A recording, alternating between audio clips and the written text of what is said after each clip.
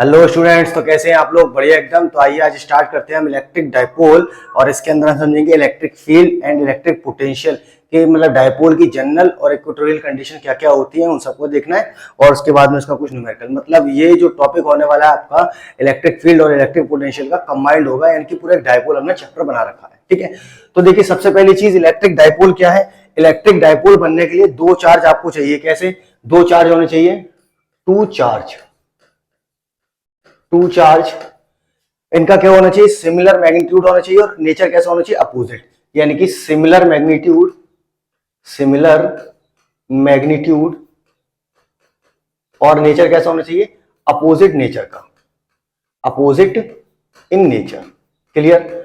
यानी कि ये तीन कंडीशन अगर फुलफिल हो रही है तभी आपका क्या होगा? डाइपोल जनरेट होगा। ठीक, तो हम समझते हैं बेटा डाइपोल को। देखिए, यानी कि ये रहा आपका एक नेगेटिव चार्ज होना चाहिए, और दूसरा इनका एक पॉजिटिव चार्ज होना चाहिए, और इनका जो सेपरेशन होगा वो इस सेंटर से एल ले लेते हैं और इस सेंटर से एल, तो इसको हम बोल देते हैं 2l सेपरेशन। क्लियर हो गया? यानी कि इसका बेटा फॉर्मूला क्या बन जाएगा? इसका फॉर्मूला होगा आपका P equal to 2ql। Clear? इसकी यूनिट क्या बनेगी बेटा? चार्ज की यूनिट होती है कूलाम, और लेंथ की यूनिट क्या होती है? मीटर। तो इसकी यूनिट कैसी हो जाएगी? Coulomb metre. डायमेंशन इसकी कितनी हो जाएगी? LTA। ये LTA इसकी क्या है? डायमेंशन हो गई। दूसरी चीज बेटा यहां पर अब बात करते हैं ये कैसी क्वांटिटी है? ये वेक्टर क्वांटिटी है। कैसी क्वांटिटी है बेटा? Vector quantity. क्लियर हो गया? Vector quantity. Clear? Vector quantity है, और इसका जो फॉर्मूला होता है P is equal to Q2L। Clear हो गया? यहां पर ये एक हमारी वेक्टर क्वांटिटी है, और इसको हम डाइपोल बोल देते हैं। इसकी यूनिट कितनी होगी? कूलम मीटर, और इसकी डायमेंशन कितनी होगी? LTA।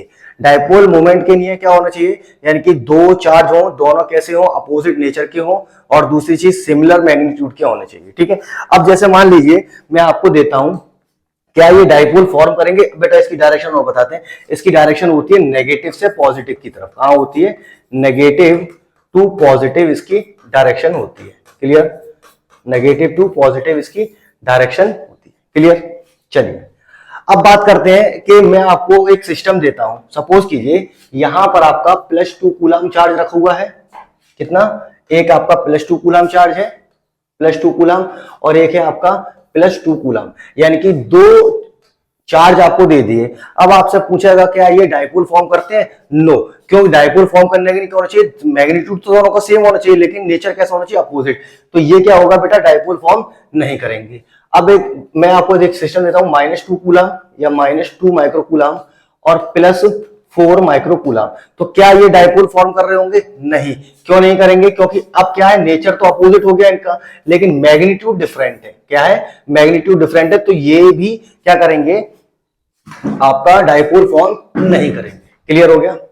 चलिए अब जरा बात करते हैं हम, एक हमको दे दिया -4 माइक्रो कूलम, और दूसरा आपको दे दिया +4 कूलम। अब ये डाइपोल फॉर्म करेंगे? नहीं करेंगे। क्यों? क्योंकि ये माइक्रो में है और ये कूलम में है। होना क्या चाहिए? दोनों का मैग्नीट्यूड भी सेम होना चाहिए, और नेचर भी, मैग्नीट्यूड कैसा होना चाहिए? सेम होना चाहिए, और नेचर कैसा होना चाहिए बेटा? अपोजिट होना चाहिए। तो यहां पर क्या हुआ बेटा? नेचर तो अपोजिट हो गए, लेकिन मैग्नीट्यूड इनका डिफरेंट हो गया। कैसे? क्योंकि ये होता है आपका 4 × 10⁻⁻6 कूलम, और ये हो जाएगा आपका केवल 4 कूलम। तो हम जानते हैं 4 कूलम बड़ा है। क्लियर हो गया? 4 कूलम बड़ा है, और 4 × 10⁻⁻6 जो है कूलम माइक्रो, वो जो चार्ज है आपका वो छोटा दे रखा है। क्लियर हो गया?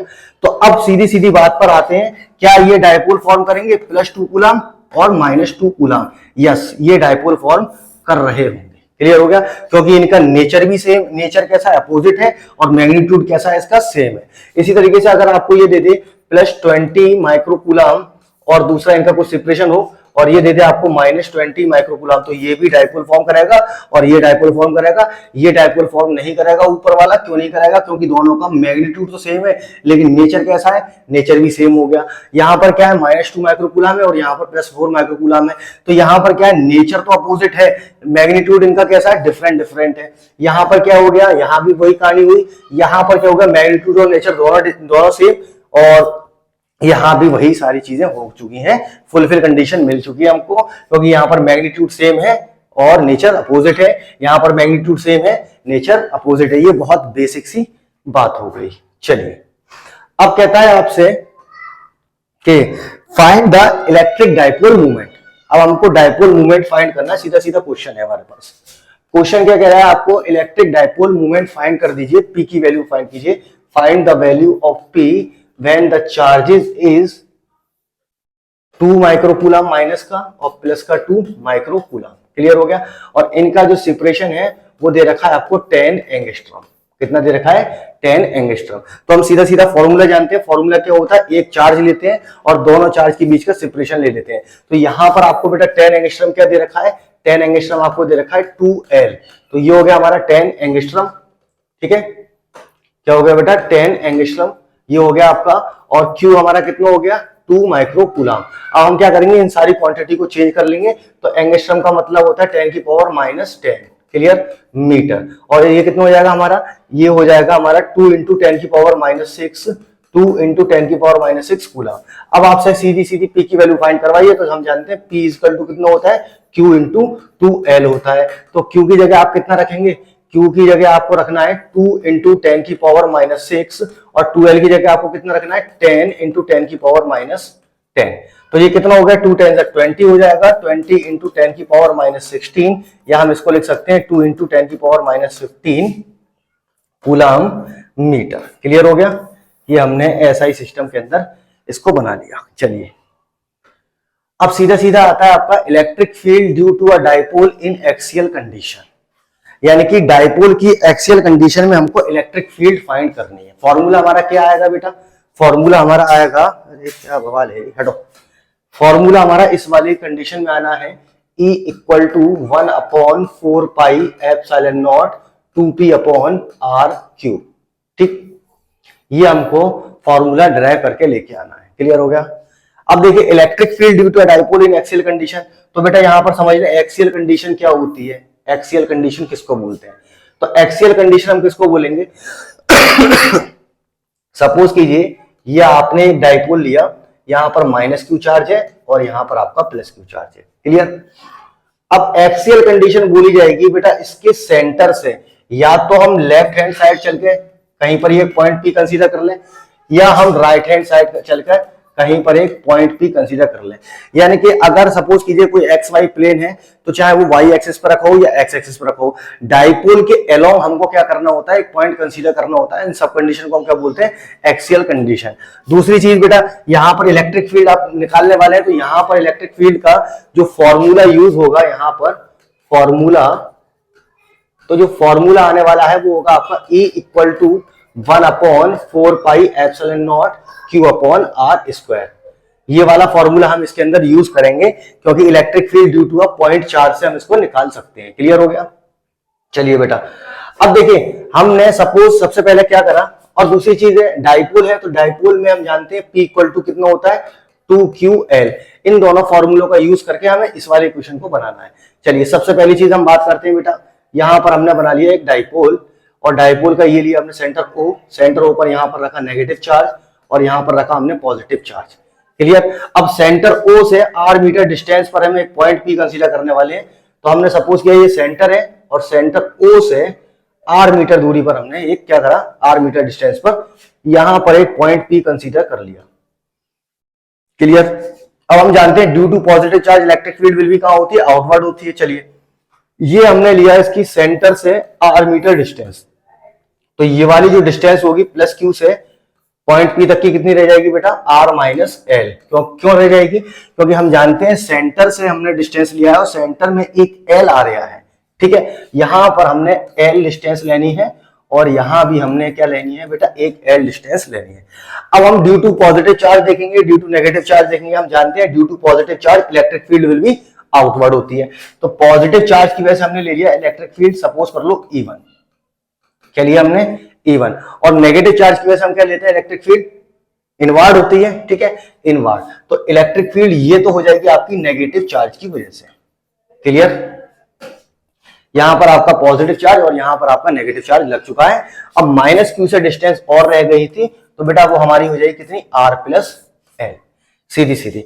अब देखिए पॉइंट P पर आपको, ये क्योंकि इलेक्ट्रिक फील्ड भी क्या है, वेक्टर कंडीशन है। अब पॉइंट P पर आपको क्या करना है, पॉइंट P पर आपको वेक्टर की डायरेक्शन देखनी है, दोनों वेक्टर एक दूसरे के अपोजिट हैं, तो इसको हमने मान लिया था E2, और यहां पर बेटा एंगल कितना डिग्री बन गया, 180 डिग्री, यानी कि एक वेक्टर दूसरे वेक्टर के अपोजिट है। तो यहां पर कौन सा फॉर्मूला लग जाएगा वेक्टर कंडीशन का, R इक्वल टू, मतलब इनका रिजल्टेंट निकालना है, रिजल्टेंट किधर की तरफ जा रहा होगा, R equal to under root a square plus b square plus 2ab cos theta से हम लगा लेंगे। तो यहां पर हम जानते हैं cos थीटा, cos कितना बना बेटा 180, और cos 180 की वैल्यू कितनी होती है, -1 होती है। क्लियर हो गया। अब ड्यू टू पॉइंट, मतलब ड्यू टू क्या कह रहे हैं आपको, पॉइंट P पर आपको इलेक्ट्रिक फील्ड फाइंड करनी है इसकी। तो पॉइंट P पर जब हम इलेक्ट्रिक फील्ड इसकी फाइंड करेंगे तो E इक्वल टू कितना हो जाएगा बेटा, वेक्टर कंडीशन के हिसाब से अगर देखा जाए तो cos 180 की वैल्यू कितनी होगी, -1 हो गई, और वहां पर बन जाएगा आपका E1 माइनस E2। ठीक है, तो E1 आपका पॉजिटिव डायरेक्शन में है और E2 आपका नेगेटिव डायरेक्शन में है। तो ये आपका पॉइंट P पर इलेक्ट्रिक फील्ड आ चुकी है। अब हम जानते हैं electric field due to a point charge E1 की वजह से लेंगे, पॉजिटिव चार्ज की वजह से। तो पॉजिटिव चार्ज की वजह से डिस्टेंस हमारी कितनी है, R माइनस L। चलिए मैग्नीट्यूड हमारा कितना हो जाएगा ये, यानी कि यहां से अगर हम देखें तो E1 कहां है बेटा, E1 इसकी वजह से तो आया पॉजिटिव चार्ज की वजह से, इसकी वजह से। तो डिस्टेंस आपकी कितनी हो गई, R माइनस L, यानी कि 1/4 pi epsilon naught Q upon R minus L का होल स्क्वायर, माइनस साइन लगा दिया।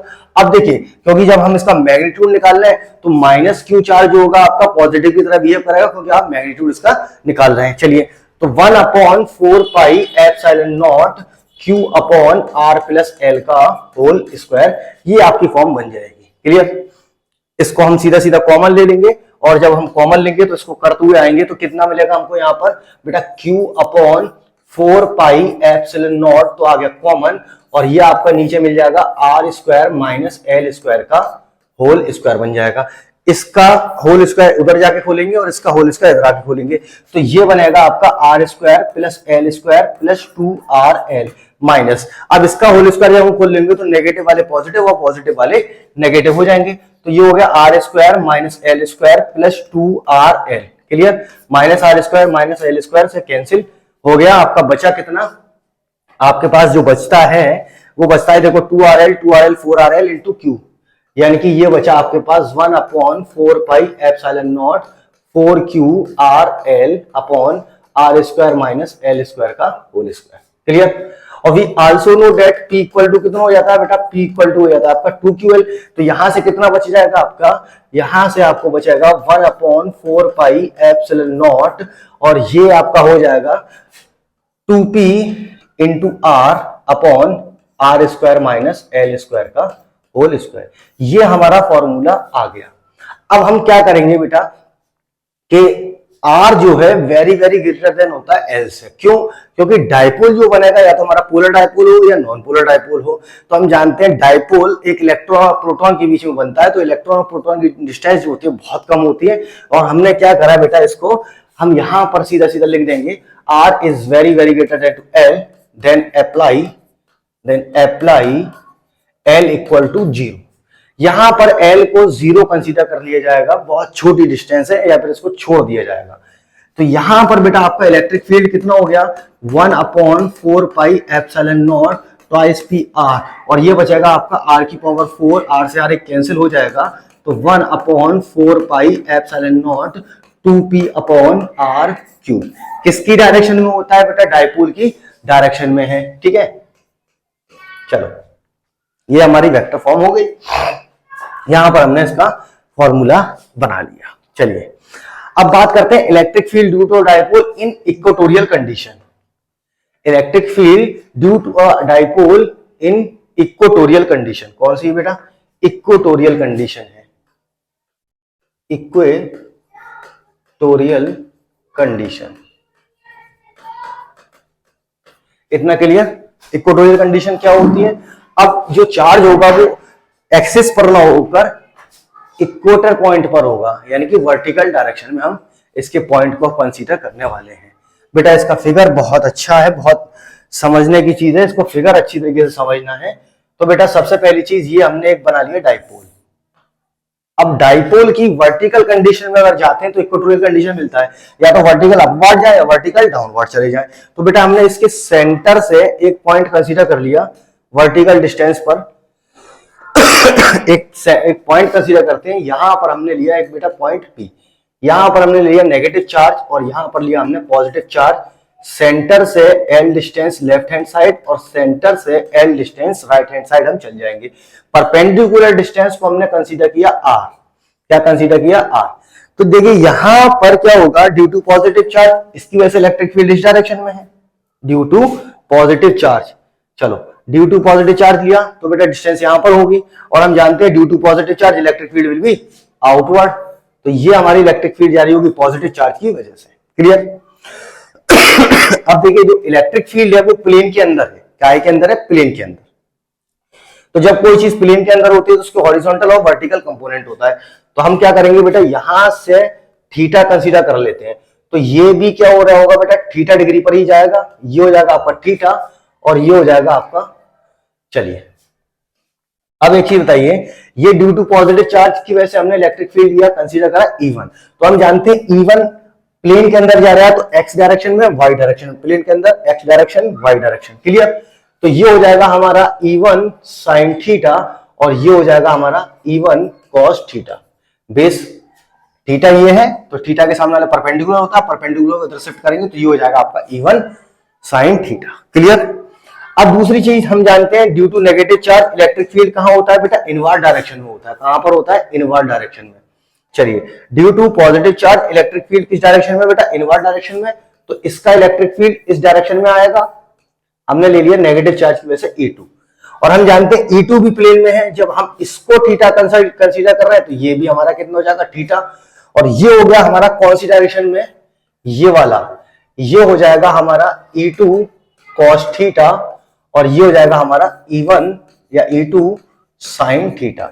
अब हम एक चीज जानते हैं, दोनों का चार्ज कैसा है, चार्ज का मैग्नीट्यूड सेम है, मैग्नीट्यूड सेम है। तो हम जानते हैं जो इनका इलेक्ट्रिक फील्ड आ रहा है, इलेक्ट्रिक फील्ड का मैग्नीट्यूड भी क्या होगा बेटा, सेम होगा।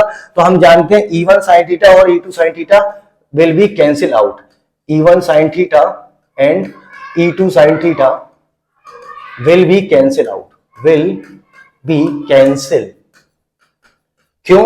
क्योंकि इनका मैग्नीट्यूड सेम है और ये अपोजिट डायरेक्शन में लग रहे हैं, मैग्नीट्यूड बराबर है इनका, इसलिए ये कैंसिल हो जाएंगे।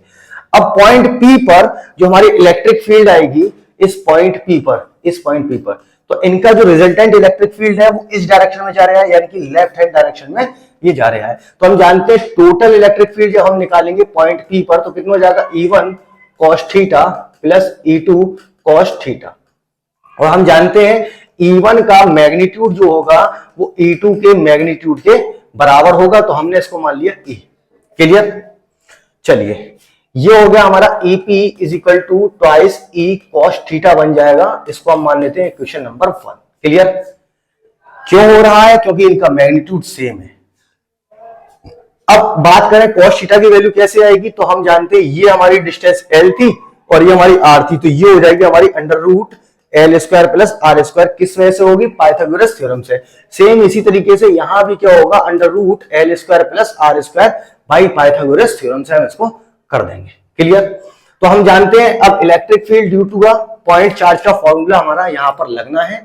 अब हम जानते हैं electric field due two point charge चाहे इधर से ले लें या इधर से ले लें, कहीं से भी ले लें, तो फॉर्मूला हमको मिलने वाला है E is equal to 1/4 pi epsilon naught Q upon R square. और हम जानते हैं जब किसी अंडर रूट का स्क्वायर करते हैं तो अंडर रूट खत्म, यह बच जाएगा आपका L square plus R square. Clear?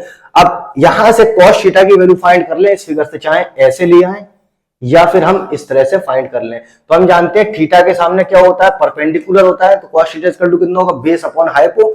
तो बेस हमारा बन जाएगा L और हाइपो हमारी हो जाएगी under root L square plus R square. और मैं under root L square plus R square को कैसे लिख सकता हूं, L square plus R square की power half. Clear? L square plus R square की पावर हाफ। अब देखो E की वैल्यू और cos थीटा की वैल्यू दोनों मिल चुकी है, तो मैं क्या करूं, P के अंदर इस इक्वेशन 1 के अंदर लगा देता हूं। तो हमारा EP इज इक्वल टू कितना हो जाएगा, 1/4 पाई एप्सिलॉन नॉट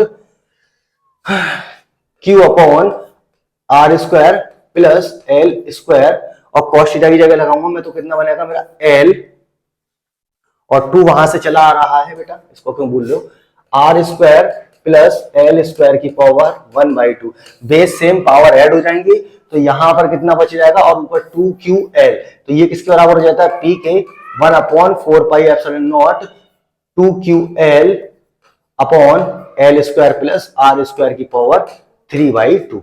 और इसको मैं कितना लिख सकता हूं, इसको मैं लिख सकता हूं बेटा p के बराबर। तो E इक्वल टू कितना हो गया आपका 1/4 p upon r square plus l square की पावर 3/2।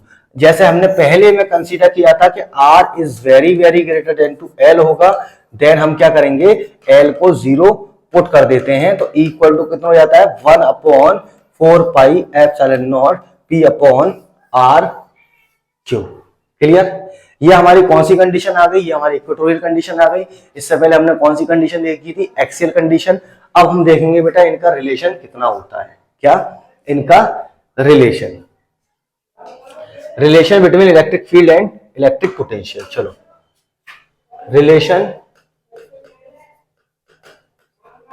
बिटवीन इलेक्ट्रिक फील्ड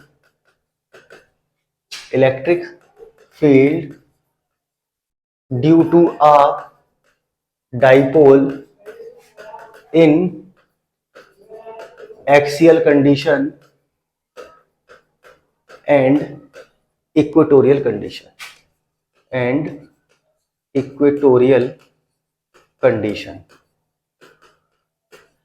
ये इसका हमें रिलेशन निकालना है। तो अभी हमने देखा था क्या, अभी हमने देखा था कि E एक्सियल कितना आया, E एक्सियल बराबर होता है 1/4 2p अपॉन r क्यू। और हम जानते हैं E इक्वेटोरियल कंडीशन कितनी होती है 1/4 p अपॉन r क्यू। अब एक्सियल और इक्वेटोरियल के अंदर रिलेशन बनाना है, तो बेटा मुझे यहां से एक चीज दिख रही है कि मैं 2 को इधर ले जाऊं, तो मैं इसको कैसे लिख सकता हूं कि E एक्सियल बराबर आपका कितना होता है 1/4 p अपॉन r क्यू के। और इस वाले पूरे फॉर्मूले को मैं कितना लिख सकता हूं, E इक्वेटोरियल लिख दूंगा, यानी कि E axial equal to twice E equatorial. ये आ गया मेरा रिलेशन। ठीक, यानी कि हमने क्या क्या देख लिया, डाइपोल देख लिया, इलेक्ट्रिक फील्ड एक्सियल कंडीशन में, इक्वेटोरियल कंडीशन में, उसके बाद इसका रिलेशन हमने देख लिया। तो अब बात करते हैं बेटा इसकी जनरल कंडीशन की, electric field due to a dipole in general condition. कौन सी कंडीशन बेटा, जनरल कंडीशन।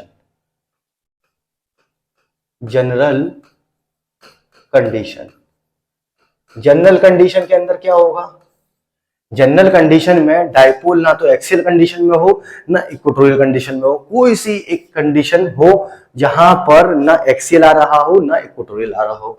तो हमने सपोज कर लिया बेटा, ये हमने कोई एक्स वाई अपना प्लेन बना लिया है, ठीक। तो डाइपोल का जो पॉइंट है ना ही इधर लाई करेगा एक्सियल पे, ना ही परपेंडिकुलर पे लाई करेगा। क्लियर? तो हम क्या करते हैं, एक जनरल कंडीशन बना लेते हैं कि जनरल कंडीशन में पॉइंट यहां कहीं भी हो सकता है, बट एक्सिस पे ना हो और इक्वेटोरियल पॉइंट पर ना हो। इस कंडीशन को हम क्या बोलते हैं, जनरल कंडीशन बोलते हैं। तो हमने सपोज किया कि ये हमारा डाइपोल जो है इस पॉइंट पे इस तरह से रखा हुआ है, ठीक।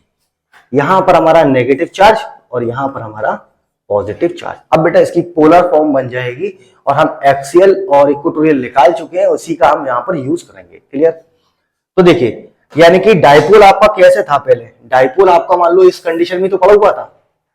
डाइपोल हमने मान लिया कि पहले इस किसी कंडीशन में रखा हुआ होगा हमारा डाइपोल, ठीक है साहब।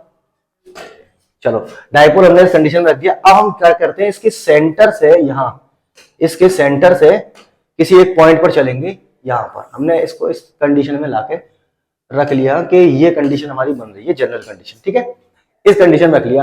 अब हमारा पॉइंट पी जो है बेटा वो इधर लाई है, हमारा पॉइंट पी जो है कहां पर लाई कर रहा है, मान लो इस कंडीशन में आया है। क्लियर?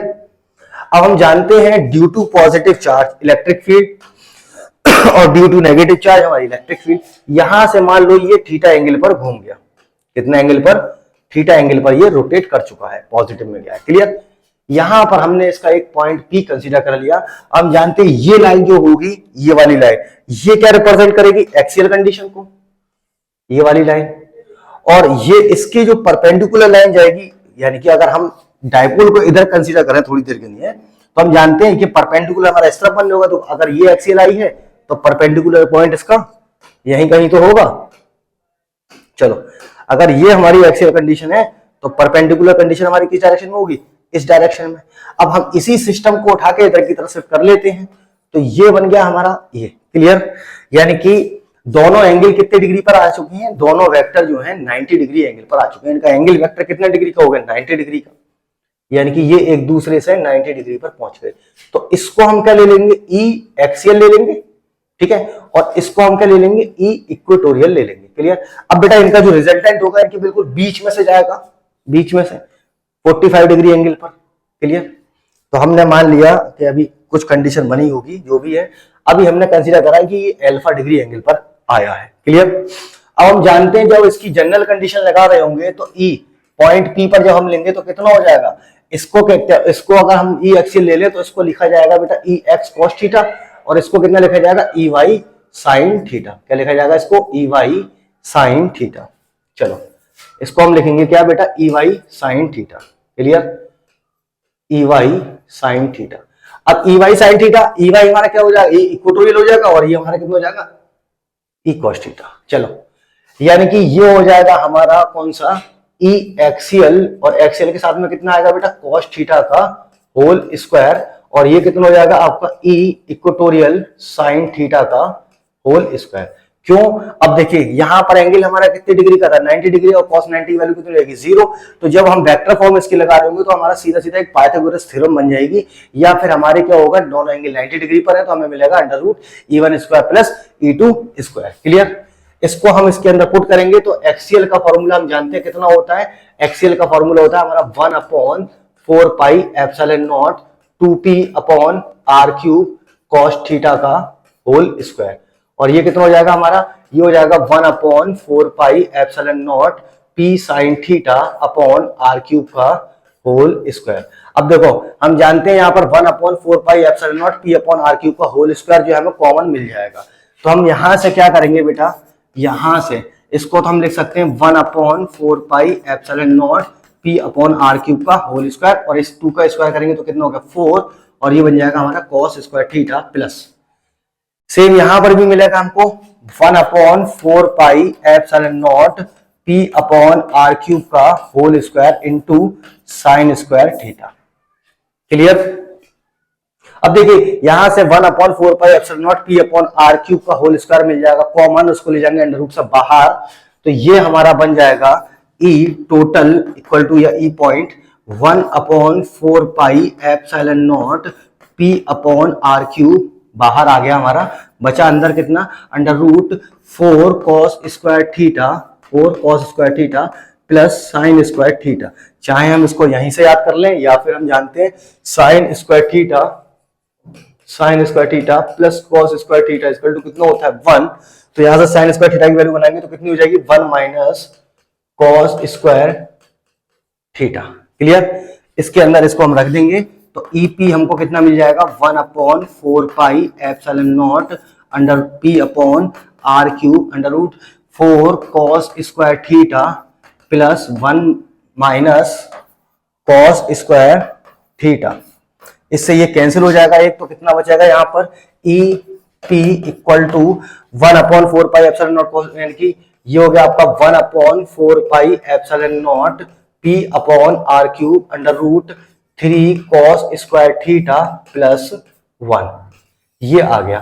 और बेटा हमें एक चीज यहां पर थोड़ी सी नोट करने वाली है, ये जो पॉइंट है ये किसके लिए आया था, ई इक्वेटोरियल कंडीशन के लिए आया है। किसके लिए, ई इक्वेटोरियल। तो ई जनरल पॉइंट में हमको क्या मिलेगा, E equatorial under root 3 cos square theta plus 1। Clear हो गया बेटा, इतना क्लियर? बड़ा पसीना आ रहा है भैया, बड़ा पसीना आ रहा है। चलो नोट करो,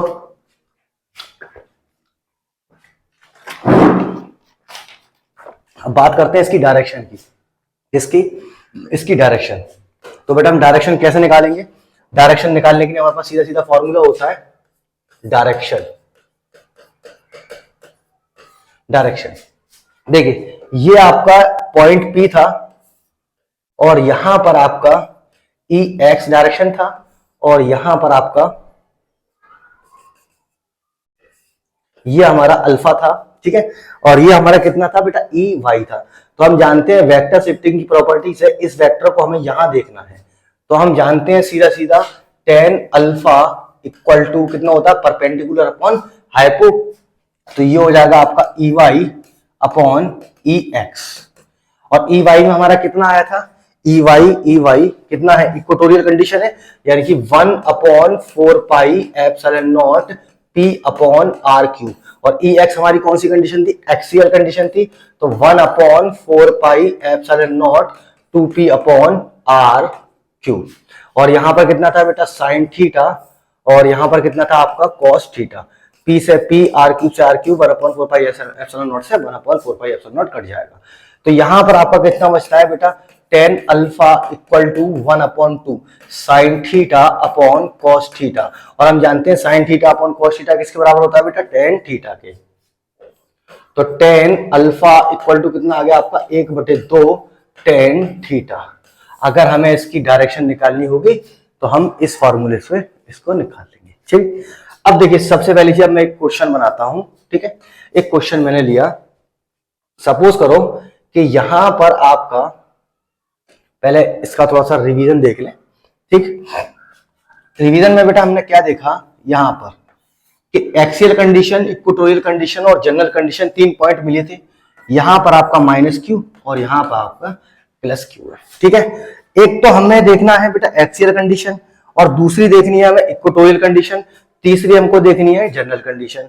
तो बेटा सेंटर से परपेंडिकुलर डिस्टेंस पे आपको क्या मिला, सेंटर से परपेंडिकुलर डिस्टेंस पर हमको इक्वेटोरियल कंडीशन मिल जाती है, और सेंटर से एक्सियल कंडीशन में चले जाएं r डिस्टेंस पर तो हमको क्या मिलता है, एक्सियल कंडीशन।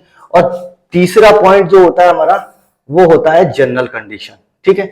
इन तीनों पर हमको क्या क्या फॉर्मूले मिले हैं, तो ये हो गया आपका P पॉइंट और ये हो गया आपका E जनरल पॉइंट, ये हो गया आपका E एक्सियल पॉइंट और ये हो गया आपका E इक्वेटोरियल पॉइंट। क्या, E इक्वेटोरियल पॉइंट। यहां से हमने डिस्टेंस कितनी कंसीडर करनी होती है, R, और यहां से भी हमको कितनी कंसीडर करनी होती है, R, और ये हो जाता है हमारा थीटा। तो बेटा जनरल कंडीशन में आपको क्या फॉर्मूला मिला, E जनरल बराबर मिला आपको 1/4 pi epsilon not √3 cos square theta +1, ठीक। और यहां पर जो डायरेक्शन मिलती है आपको टेन अल्फा इक्वल टू कितनी मिलती है, 1/2 टेन थीटा। और यहां पर इक्वेटोरियल कंडीशन में आपको क्या फॉर्मूला मिलेगा, E equatorial condition 1/4 pi epsilon not P upon R cube. एक तो ये मिला है और यहां पर आपको क्या मिला, E equal to 1/4 pi epsilon naught twice P upon R cube.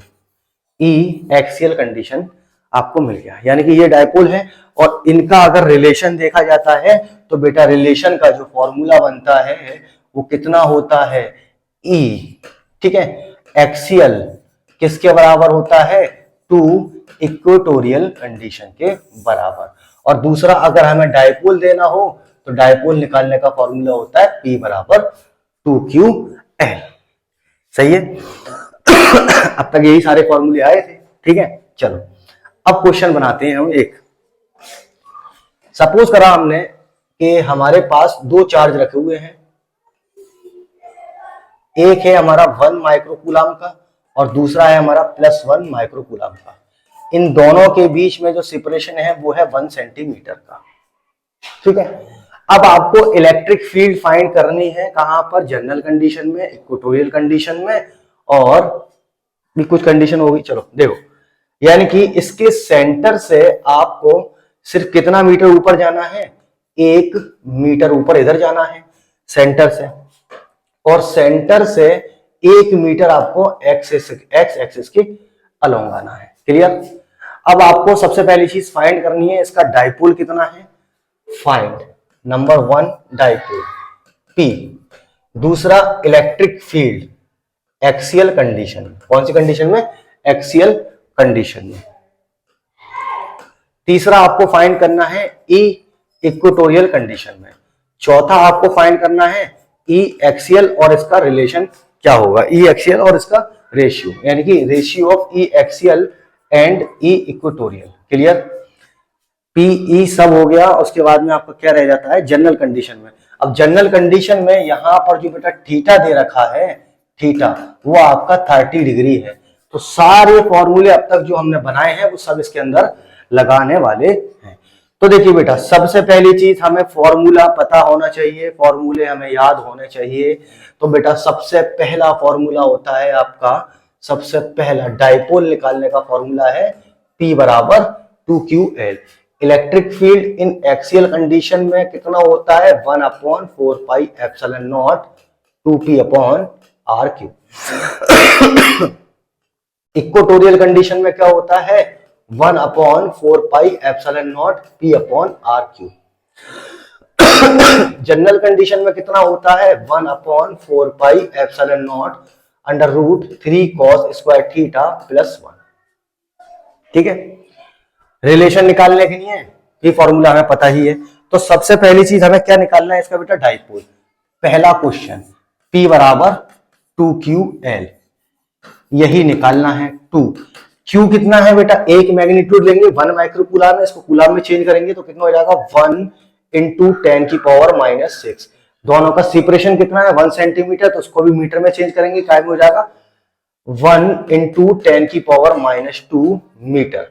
तो बेटा इसका आंसर कितना होगा 2 1 2 2 1 2, तो यानी कि 2 इंटू 10 की पावर -8 कूलम मीटर। ठीक, ये आ गया हमारा P। अब हमको इलेक्ट्रिक फील्ड फाइंड करनी है एक्सियल कंडीशन में। तो दूसरा क्वेश्चन है हमारा E axial, formula 1/4 pi epsilon not 2P upon RQ, यही होता है ना। चलो एक्सियल कंडीशन हम जानते हैं 1/4 पाई एप्सिलॉन नॉट की कितना रखते हैं 9 इंटू 10 की पावर 9। 2 P की वैल्यू कितनी आई है ये निकाली, 2 इंटू 2 इंटू 10 की पावर -8 अपॉन R हमारा कितना है R R R कहां है R 1 मीटर, कितना है 1 का क्यूब। तो कितना हो गया 2 2 जा 4 4 9 जा 36 9 2 18 18 36 इंटू कितना हो गया 10 की पावर 9 में से 8 जाएगा तो कितना बचेगा बेटा केवल 10 बचेगा और नीचे 1। तो ये कितना हो गया आपका 360 न्यूटन पर कूलम इसके इलेक्ट्रिक फील्ड आ गई एक्सियल कंडीशन में। अब देखो इक्वेटोरियल कंडीशन निकालने के लिए हमें या तो हम डायरेक्ट फॉर्मूला लगा दें, दो तरीके हैं हमारे पास, या हमें रिलेशन पता होनी चाहिए एक्सियल कंडीशन और इक्वेटोरियल कंडीशन का। चलो इक्वेटोरियल कंडीशन दूसरा ई इक्वेटोरियल कितना होता है बेटा 1/4 pi epsilon not P upon RQ। एक तो हम इससे निकाल सकते हैं और दूसरा हम इसके रिलेशन से भी निकाल देंगे। चलो पहले इससे देख लें। तो ये हो गया आपका 9 इंटू 10 की पावर 9 और P की वैल्यू अभी आपने फाइंड करी तो कितना हो गया 2 इंटू 10 की पावर -8 अपॉन 1 का क्यूब। 9 2 जा 18 कितना हो गया 9 2 जा 18 इंटू 10 की पावर में से 8 का तो कितना बचा 8, यानी कि कितना हो गया 180 न्यूटन पर कूलम। और इसको हम दूसरे तरीके से और निकाल सकते थे, इसको बोलते हैं सेकंड मेथड। आपको एक्सेल की कंडीशन पता है, एक्सेल का आंसर कितना आ चुका है और इक्वेटोरियल का भी आंसर आ चुका है। दूसरी चीज हमें एक्सियल और इक्वेटोरियल के अंदर रिलेशन पता होता है, कितना होता है ई एक्सियल बराबर 2 ई इक्वेटोरियल। ठीक, एक्सियल में हमारा आंसर कितना आया था, एक्सियल में हमारा 360 आया है, 360 बराबर 2 ई इक्वेटोरियल। तो ये हो जाएगा हमारा 360/2 बराबर ई, कितना हो गया 180 न्यूटन पर कूलम। इलेक्ट्रिक फील्ड आ गया। सही है, चाहे इससे निकाल लो या इससे निकाल लो, दोनों के अंदर आंसर हमारा क्या आया है बेटा सेम आया है। अब जनरल कंडीशन की बात करें, किसकी बेटा जनरल कंडीशन। तो जनरल कंडीशन निकालने का फॉर्मूला कितना होता है, एक तो होता है बेटा E equatorial under root 3 cos square theta plus 1। तो हम जानते हैं अभी इक्वेटोरियल हम निकाल चुके हैं 180 आया है। ठीक है, ये लगा देंगे हम 180 under root 3 cos square, angle कितना दिया हुआ है 30 प्लस कितना हो जाएगा आपका 1। और हम जानते हैं cos स्क्वायर 30 किसके बराबर होता है कॉस स्क्वायर 30 किसके बराबर होता है, साइन 30 1/2 और कॉस 30 √3/2। ठीक है, तो ये हो जाएगा आपका 180 √3/2 का होल स्क्वायर प्लस 1।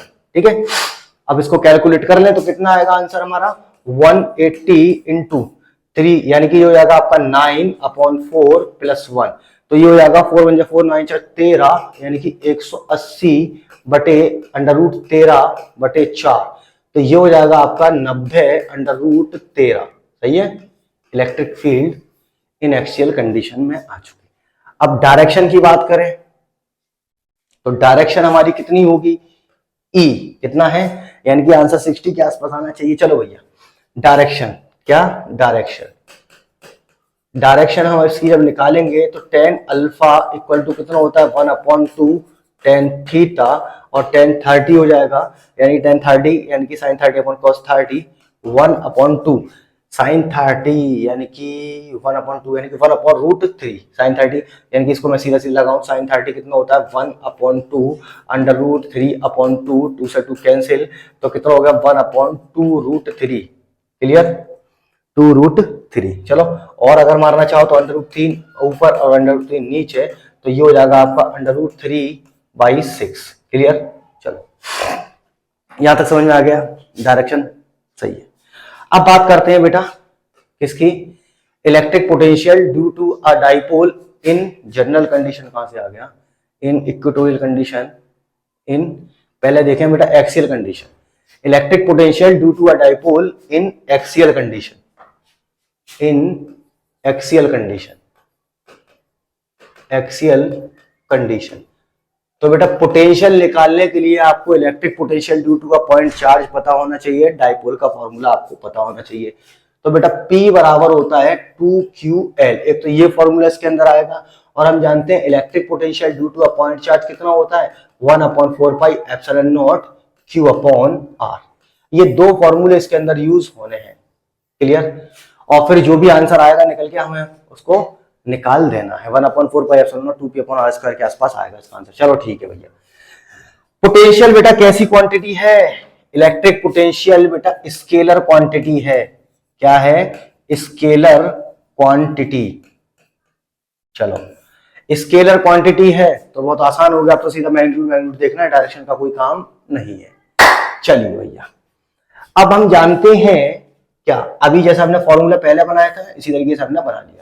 यहां पर हमने एक नेगेटिव चार्ज रखा और यहां पर हमने एक पॉजिटिव चार्ज रखा। एक मिनट रुको यार, वीडियो चल रही है।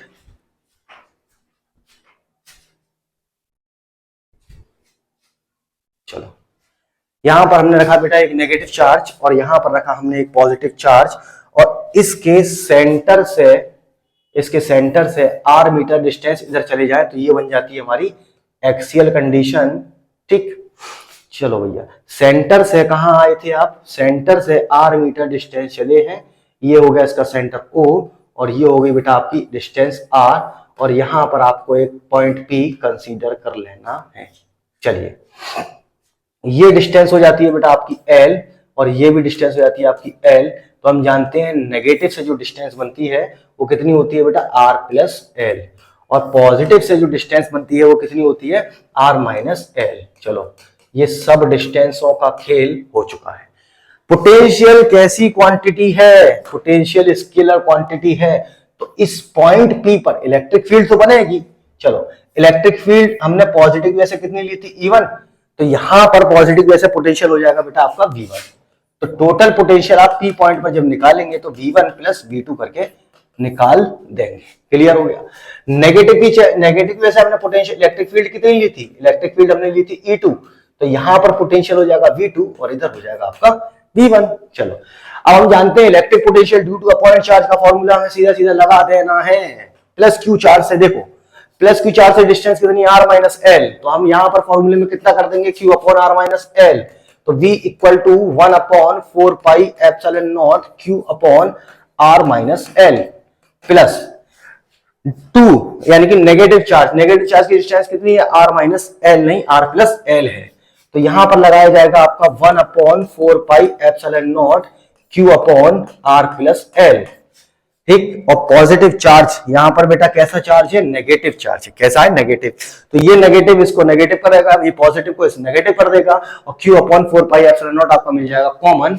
तो हम यहां से बेटा कॉमन बनाते हुए चलेंगे, तो q upon 4 pi epsilon naught हमने बना लिया कॉमन।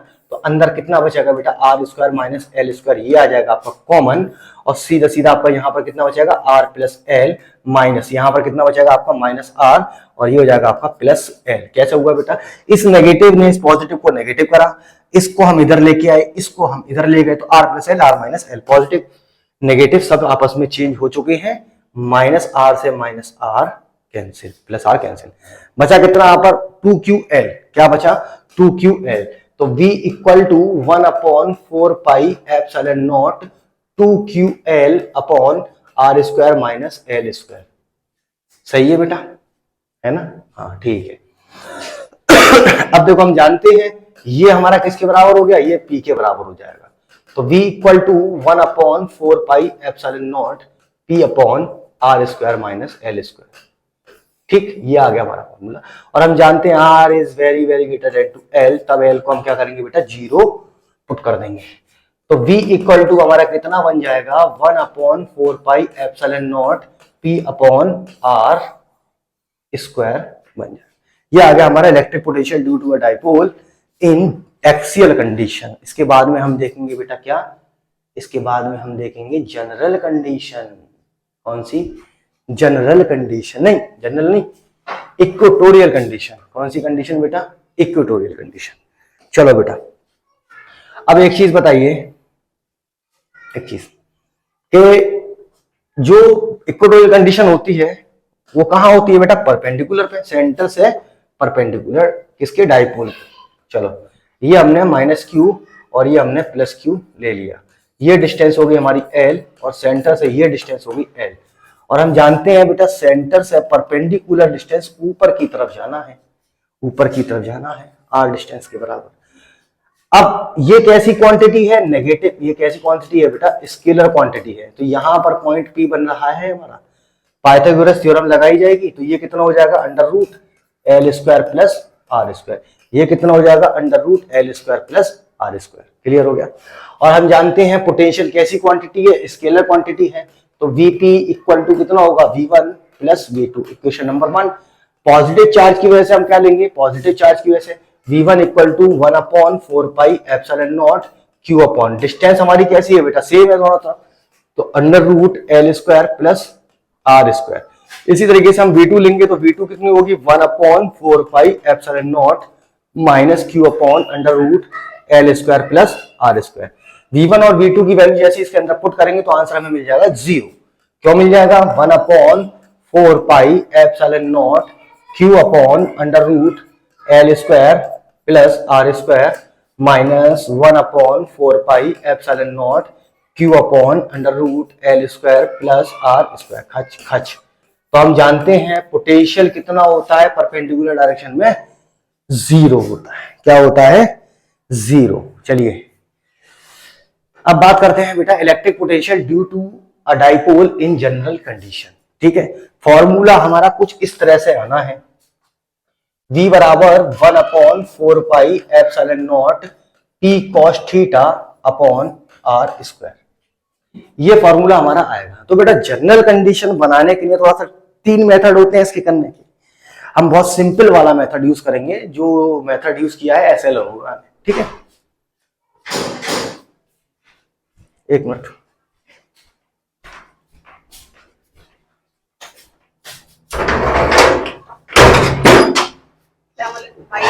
नहीं नहीं कोई नहीं आया, वीडियो बना रहा हूँ। ठीक,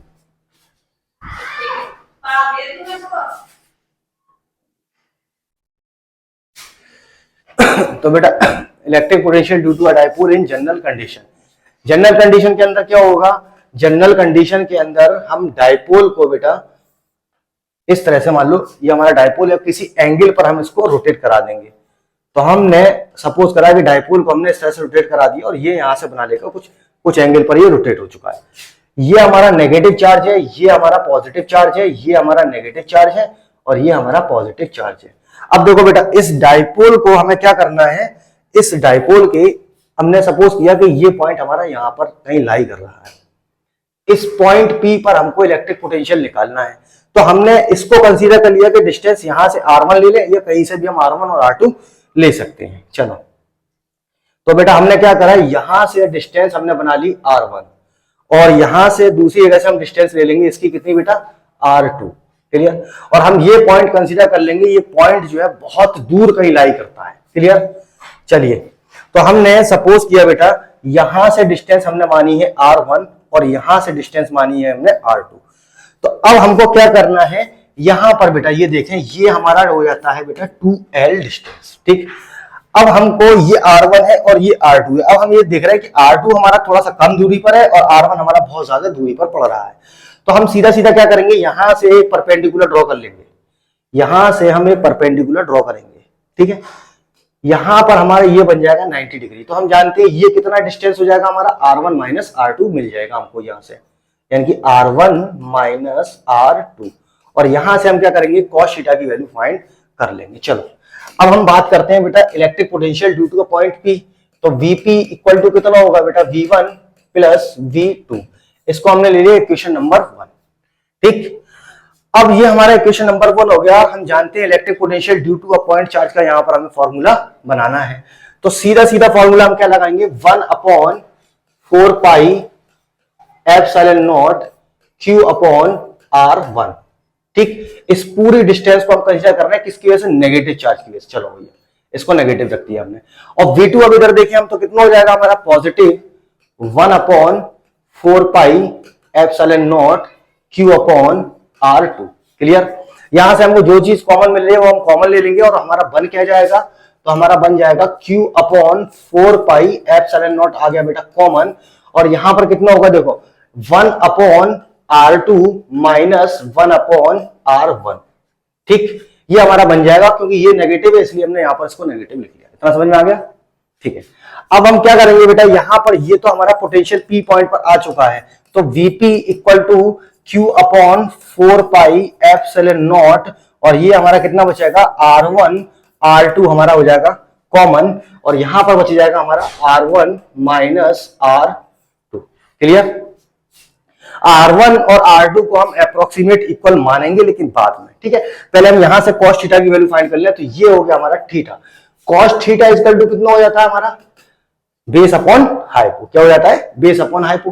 तो ये हो जाएगा हमारा 2L बेस, और ये बेस अपॉन हाइपो, हाइपो मिल जाएगी हमारी ये R1 माइनस R2, ठीक है। ठीक है, सही है। यानी कि यहां से थीटा मानेंगे, थीटा इक्वल थीटा बराबर आधार बटे कर्ण। हाँ ये बेटा थीटा होगा, ये थीटा नहीं ये थीटा होगा, ठीक है। तो ये हो जाएगा हमारा कितना, R1 माइनस R2 बराबर, यहां पर कितना लेना है, यही तो निकालना है हमको, 2L अपॉन कॉस थीटा, ठीक है। क्लियर हो गया, सही है। कॉस थीटा बराबर आधार बटे कर्ण, आधार बटे कर्ण, आधार होगा 2L और ये हो जाएगा हमारा कॉस थीटा बराबर, थीटा के सामने बेटा ये लंब है, गलत हो गया, यहाँ गलत है, यहाँ पर गलत है, ठीक। यहां से इस 2L को हमें फाइंड करना है, तो ठीक है। जब हमने थीटा यहां पर कंसीडर किया है तो थीटा के सामने ये परपेंडिकुलर होगा, ये हाइपो होगा और ये बेस हो जाएगा। तो हम जानते हैं cos थीटा इक्वल टू कितना हो गया बेटा, cos थीटा बराबर आधार बटे कर्ण, ठीक। थीटा के सामने लंब ये है लंब, और ये होगा आधार, ये हो जाएगा कर्ण। तो आधार बटे कर्ण यानी कि R1 minus R2 upon 2L ये बनेगा। तो R1 माइनस R2 किसके बराबर हो गया बेटा, 2L cos थीटा के। अब हम इसको क्या करेंगे, इस वाली इक्वेशन के अंदर लाके पुट कर दें, तो Vp इक्वल टू कितना बन जाएगा हमारा, 1/4 पाई एप्सिलॉन नॉट, और Q को मैं इसके साथ लेके चल रहा हूं, तो 2QL cos थीटा अपॉन यहां पर बन जाएगा हमारा R1 और R2। तो 2QL को हम क्या कंसीडर कर सकते हैं, P बराबर 2QL, ठीक है। तो Vp will be equal to कितना हो जाएगा बेटा, 1/4 pi epsilon not P cos theta upon R square. ये हमारा जनरल कंडीशन में आ चुका। अब हम इसी से चेक कर लें कि हमने सही निकाला है या गलत। तो हम क्या करेंगे बेटा, if theta is equal to 0 degree, if theta equal to 0 degree. तो हम जानते हैं बेटा cos 0 की वैल्यू कितनी होती है 1। तो ये Vp इक्वल टू कितना हो जाता है 1/4 pi epsilon not P upon R square. बिल्कुल करेक्ट। केस से देख लिया। दूसरा केस हम जानते हैं if theta equal to 90 degree अगर मैं कर देता हूं, तो वो थीटा इक्वल टू 0 करा तो ये पॉइंट इधर आ गया, और थीटा इक्वल टू 90 करूंगा तो ये पॉइंट इधर की तरफ आ जाएगा। क्लियर हो गया। चलो, तो हम जानते हैं cos 90 की वैल्यू कितनी हो जाती है 0। cos 90 की वैल्यू 0, तो ये हमको मिल जाएगा Vp equal to 1/4 pi epsilon not P cos 90 upon R square. और cos 90 की वैल्यू कितनी होती है बेटा 0। कितनी होती है 0। तो Vp इक्वल टू कितना हो गया 0। हम जानते हैं परपेंडिकुलर डिस्टेंस या इक्वेटोरियल कंडीशन में इलेक्ट्रिक पोटेंशियल 0 होता है। बस थोड़ी सी यहां पर मिस्टेक हुई थी, वो हमारी क्लियर हो गई। चलिए भाई, अब बात करते हैं इलेक्ट्रिक डाइपोल। पहले फॉर्मूला बेस पे क्वेश्चन देख लें। मैं इसी क्वेश्चन को यहां से देखूंगा। देखो बेटा, ये जो अभी फॉर्मूला हमने इलेक्ट्रिक फील्ड निकाला था, इसी में अगर हमसे कह दे कि अब आपको यहां पर पोटेंशियल भी फाइंड करना है। क्या फाइंड करना है? पोटेंशियल। सेम कंडीशन में, ठीक है। तो पोटेंशियल फाइंड करने के लिए मैं क्या करूंगा, यानी कि इस फॉर्मूले में मुझे पोटेंशियल फाइंड करना था बस केवल। परपेंडिकुलर डायरेक्शन में तो मैं जानता हूं कितना होता है 0। चलो, एक्सियल कंडीशन में हम देख लेते हैं कितना होगा हमारा पोटेंशियल फाइंड करना है। हमें इसी फॉर्मूले के अंदर मैं पोटेंशियल फाइंड कर दूंगा। चलो, यहां पर एक क्वेश्चन और बढ़ा देते हैं। इसको हम बोलते हैं इलेक्ट्रिक पोटेंशियल फाइंड कीजिए आप। इलेक्ट्रिक पोटेंशियल किस कंडीशन में बेटा? एक्सियल कंडीशन में। परपेंडिकुलर कंडीशन में तो 0 होगा, ठीक है। और थीटा बराबर 30 पे भी देख लेंगे। तो हम जानते हैं V एक्सियल कंडीशन का बेटा फॉर्मूला कितना होता है 1/4 pi epsilon not P upon R square. तो P 1/4 पाई एप्सिलॉन नॉट की वैल्यू कितनी लगाएंगे हम 9 × 10⁻9, और P हमारा कितना आया था निकल के, यहां से निकाल लो यार। चलो, 2, Q की वैल्यू कितनी है 1 × 10⁻6, और L हमारा कितना है 1 सेंटीमीटर। कितना है 1 सेंटीमीटर। तो 1 × 10⁻2 अपॉन डिस्टेंस कितनी है 1 मीटर का स्क्वायर। क्लियर। चलो, 1 मीटर का स्क्वायर ही लेना है यहाँ पर, ठीक है। ये कितना हो गया 9 2 18। कितना हो गया 18, और 10⁻9 में से 6 में मतलब कितना 10⁻6 × 10⁻8। तो 10⁻9 × 10⁻8 इक्वल टू कितना हो गया बेटा 180 वोल्ट। यहां पर आपका पोटेंशियल आ गया। अब थीटा इक्वल टू 30 डिग्री लगा दो तो फॉर्मूला कितना हो जाता है Vp equal to 1/4 pi epsilon not P cos theta upon R square.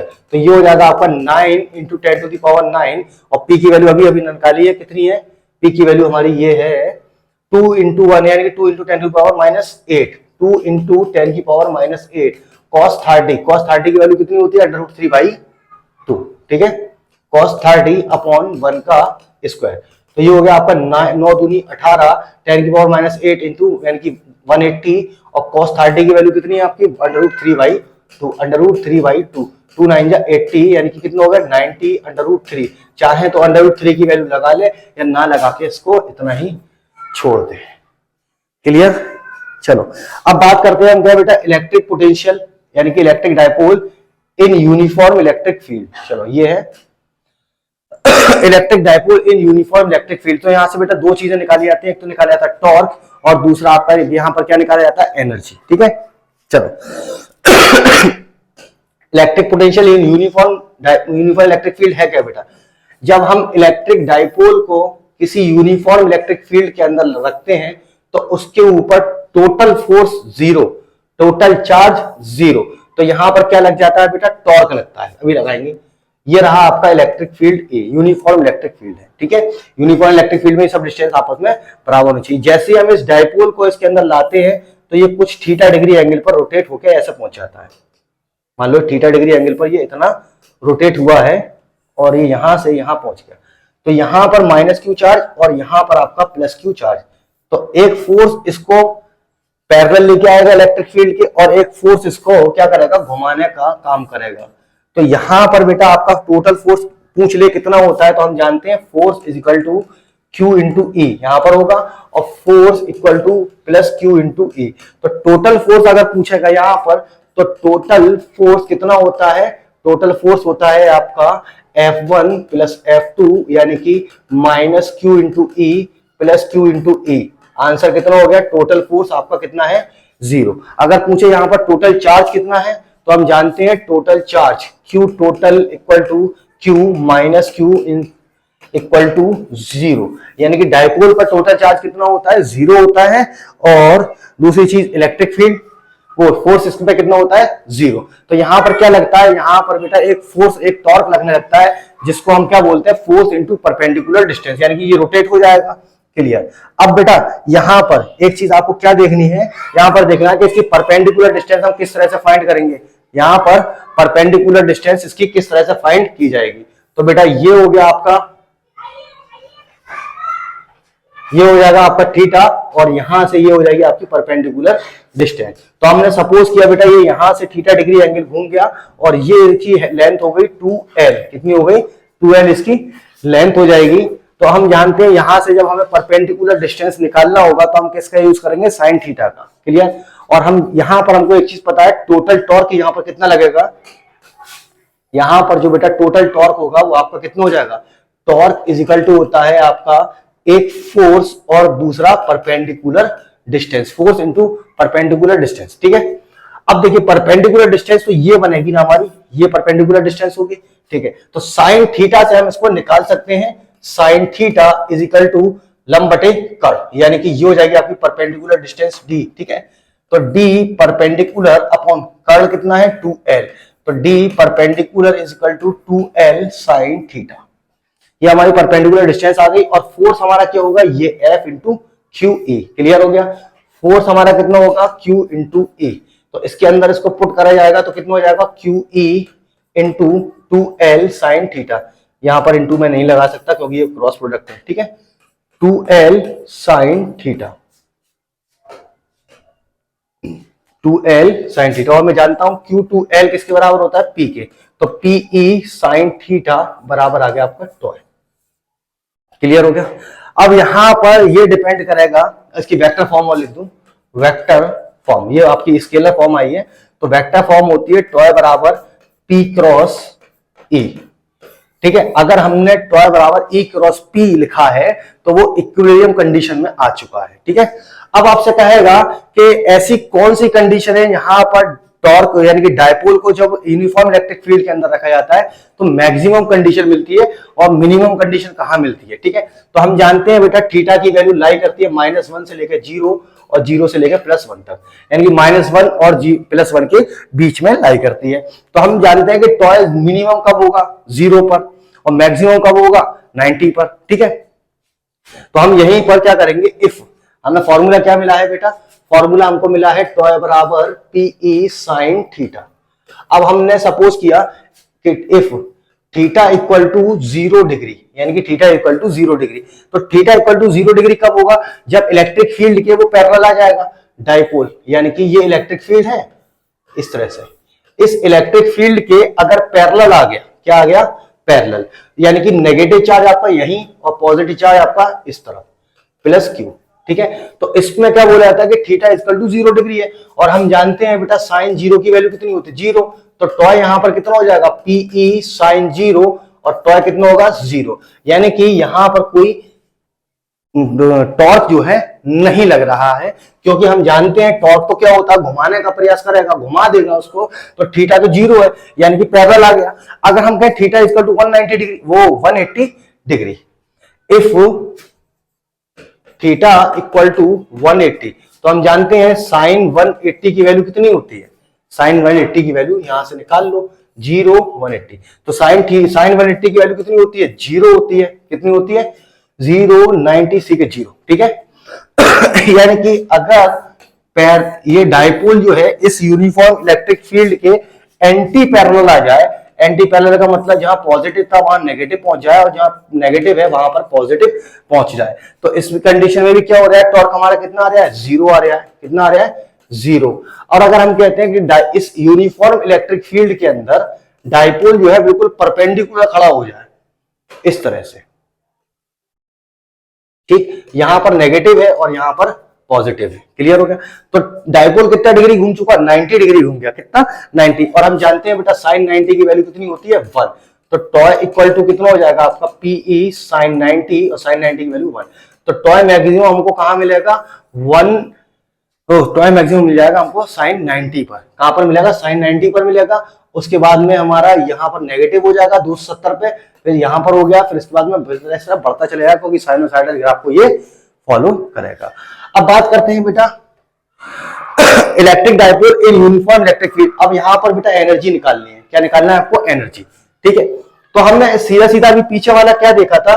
पीछे वाले में हमको टॉय इक्वल टू मिला है पीई साइन थीटा। इसको हम कंसीडर कर लेते हैं क्वेश्चन नंबर 1।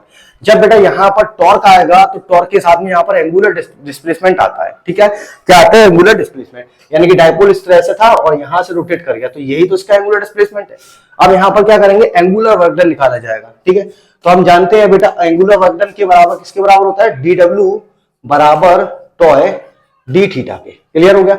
यहां पर हम वर्क डन को पोटेंशियल एनर्जी के इक्विवेलेंट कर देंगे। टोटल वर्क डन निकालना है, तो हमने सपोज करा वो थीटा 1 से थीटा 2 तक घूमा था। क्लियर हो गया? यानी कि हमने सपोज कर लिया कि यहां पर हमने माना थीटा 1 है और यहां पर हमने माना थीटा 2 है, तो ये इसका एंगुलर डिस्प्लेसमेंट हो गया थीटा। क्लियर? ये हमारा थीटा बन जाएगा। टॉय की वैल्यू उठा के इसके अंदर हम पुट करेंगे तो बेटा कितना हो जाएगा? PE sine theta into d theta, theta 1 से थीटा 2 तक।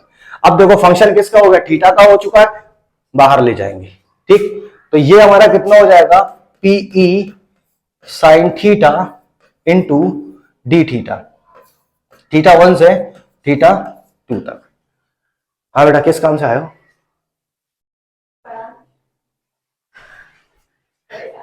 साइन थीटा की वैल्यू कितनी होती है बेटा इंटीग्रेशन में? कितनी होती है?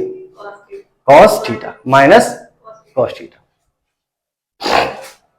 तो toy is equal to PE minus cos theta. ठीक है, और ये कहां से घूमेगा बेटा? थीटा 1 से थीटा 2 तक। अब हम क्या करेंगे? थीटा के रेस्पेक्ट में इसकी लिमिट को खोल देंगे, माइनस लिया बाहर, माइनस पीई, तो ये हो गया आपका cos theta 2 minus cos theta 1। Minus को फिर अंदर कर दो तो यार कितना मिल गया? PE cos theta 1 minus cos theta 2। ये आ गया हमारा पोटेंशियल एनर्जी। वर्क डन को हम किसके इक्विवेलेंट कर देंगे? पोटेंशियल एनर्जी के। ठीक, अब यहां पर देखें बेटा केस, तो पहला फॉर्मूला हमारा कितना आया? U बराबर PE cos theta 1 minus cos theta 2। अब हम यहां पर कंसीडर करते हैं बेटा थीटा 1 हमारा कितना था? 0 डिग्री था। कितना डिग्री था? 0 डिग्री। और हमने कंसीडर कर लिया कि थीटा 2 बराबर थीटा मतलब थीटा तक वो घूमा है। क्लियर? तो u हमारा किसके बराबर हो जाएगा? u बराबर हो जाएगा हमारा PE cos theta 1 cos 0 minus cos theta. Cos 0 की वैल्यू कितनी होती है बेटा? 1, तो u बराबर कितना हो गया? PE 1 minus cos theta. Potential energy का एक ये रिलेशन आ गया। क्लियर? अब हम क्या कर सकते हैं? थीटा 1 से देखो आपको क्या करना है? थीटा 1 को 90 रखो और थीटा 2 को 180 रखो। इसी तरीके से हम थीटा 1 को 90 और थीटा 2 को 360, कितना भी हम यहां पर रख सकते हैं। इसी तरीके से हमें पोटेंशियल एनर्जी इसकी मिल जाएगी। चलिए अब देखते हैं क्या है इसके अंदर। Draw the sketch of a dipole of electric field line. ओहो क्या बात है। देखो यानी कि हमें एक डाइपोल दे रखा है, ये हमारा डाइपोल है माइनस क्यू और ये यहां पर रखा है हमारा प्लस क्यू। अब इसके बीच में इलेक्ट्रिक फील्ड लाइन हमको दिखानी है। तो हम बेटा एक चीज जानते हैं, इलेक्ट्रिक फील्ड लाइन जब हम इसका ड्रॉ करेंगे तो इलेक्ट्रिक फील्ड लाइन कहां से कहां चलती है? पॉजिटिव से नेगेटिव की तरफ। ये कहां जाएगी? पॉजिटिव से नेगेटिव की तरफ। इसी तरीके से ये पॉजिटिव से नेगेटिव की तरफ। क्लियर? और ये पॉजिटिव से नेगेटिव की तरफ। ठीक है, इसी तरीके से एक और लाइन ले लें तो पॉजिटिव से नेगेटिव हो जाएगा, एक और ले लें तो पॉजिटिव से नेगेटिव हो जाएगा।